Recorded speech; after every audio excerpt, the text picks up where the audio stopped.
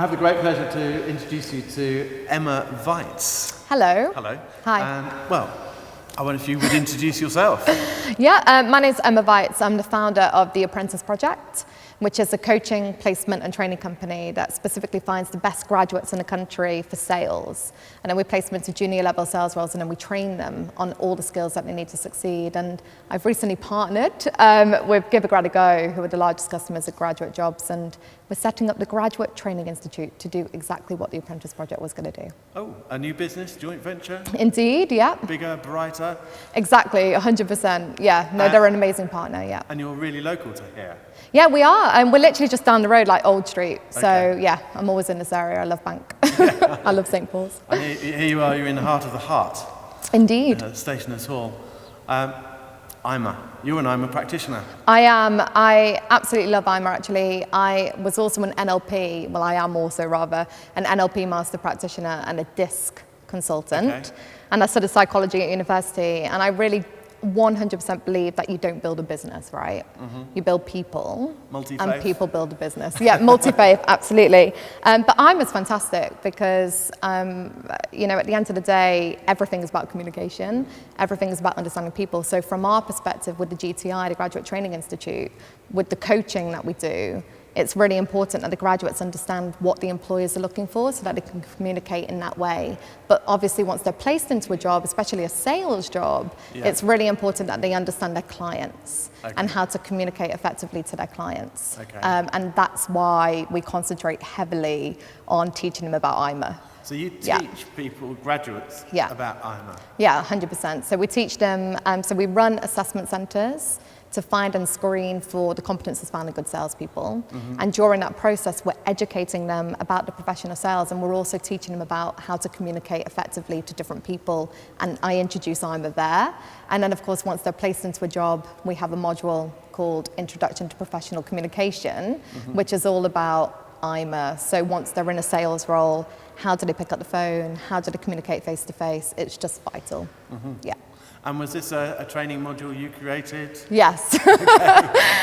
So I've worked in this field for 8 years, and from the research that I've done, speaking to hundreds of employees from Accenture and Microsoft, Macquarie Bank, ANZ, because I worked in Australia, Fat Profits, the one thing that they said is, how can we maximize revenue for our business? Yeah. And the best way to maximize revenue is to understand your customers, find out what their needs are, match it with a solution, and get referrals. And of course, that's all to do with communication. Yes, yeah. Absolutely. Yeah. Okay.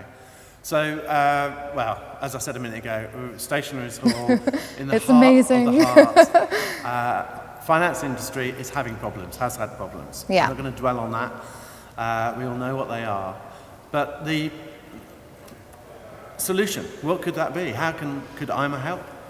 Oh God, I think IMA can 100% help, because it's all about, if you think of the subconscious minds of the people that have entered banking into the beginning and actually what they wanted. You know, banking was very much seen as an industry where people can make money. And so if graduates or young people, or if people enter that industry with that preconception, that's what it all just becomes about. But if you can teach people that it's not just about making money, and that there's other factors involved with banking, and it's actually delivering a good service, and it's all about the people, and it should all be about the people, then you're going to get a new breed of people entering banking. And I think that will help build trust with the customers again, and solve the problem. But also now, again, as I mentioned about trust, IMA can really help build the trust with the customers, because you can start speaking in their language and delivering communication in their map and language of the world. I couldn't have said it better myself. I mean, I don't know if the trust word was the big one I was looking for, and hoping you would cover, because of course it is inherent, it's built into IMA. Yeah. It's about communicating with others in their language. Exactly, so yeah. Of course, trust comes as part of the package, because you're not talking at people, you're talking with people. Yeah. Communicating and sharing. The other word there, of course, which you've covered extensively, is communication and the vitality of that to business.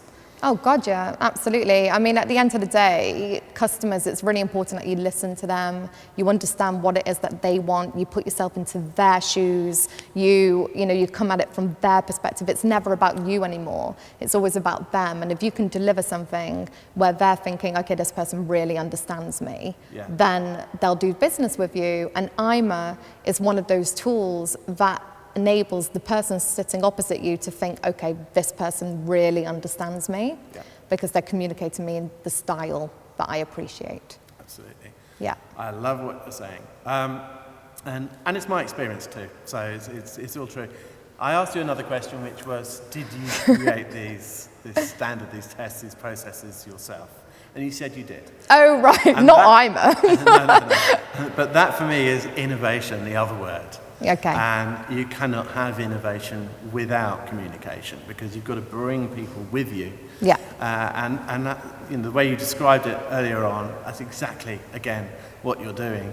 Oh, thank you. Yeah, well, as I mentioned, it was the research over the last, I've had a lot of experience, dealt with clients from, entrepreneurial companies all the way through to Microsoft and Accenture, as I mentioned.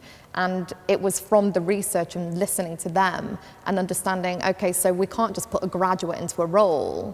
They really need to understand, how they can add the most value and the most benefit. And so the courses have been put together specifically for that reason. So not only does it produce the maximum results for the companies that we work with, but it also maximizes retention as well, because graduates want to know that they're being developed and, and that they're being taught the right skills to catapult their career.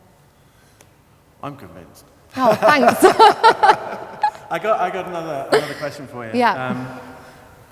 I don't know if it's a question so much as a statement.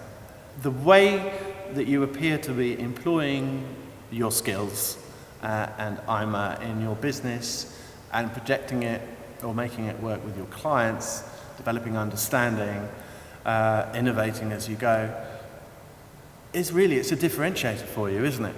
Oh my gosh, absolutely. There's so many recruitment companies out there.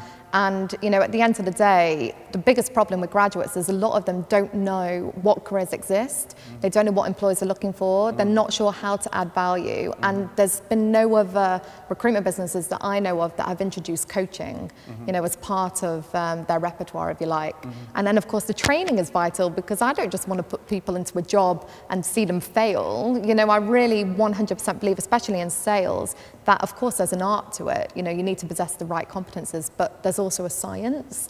There's the exact training that you need to succeed, and that's what we want to teach everybody. And of course, IMA is massively part of that, because at the end of the day, you can't sell without understanding your client and understanding your customer, and you need to communicate to them on email and face-to-face and over the phone in the style that they would appreciate. Yeah. So that to me is what I call cross-media optimization. That's my technical pay-per-click SEO, search engine optimization. That's my business, and that's what I do digitally. So it's great to meet up with you, Emma. Thank you. Sounds like we're kindred spirits doing similar things, but not competitively now, side by side. Tell me about. Yeah, the Graduate Training Institute. So of course the Apprentice Project is fantastic, but it's always better if you can partner with an amazing company like Give a Grad a Go. And as I mentioned, biggest customers are Guardian Jobs, Graduate Jobs. So we get 6,000 applications per month from graduates, which is amazing, meaning that we can now train and coach a massively large number of people, which is fantastic. And obviously, the purpose of the training is to teach about communication, solution selling, ethical negotiation, and strategic account management, all the skills that you need to succeed in business. And of course, very NLP inspired and IMA inspired, as I mentioned. So, Well, it sounds like the future is bright. It sounds like you have to go through the GTI, doesn't it? That's what it sounds like. It's been a great pleasure meeting you. Yeah. Thank you very much for your time. Thank you too. I look forward to hearing of your future success. Oh, thank you. And picking up this conversation again at some time.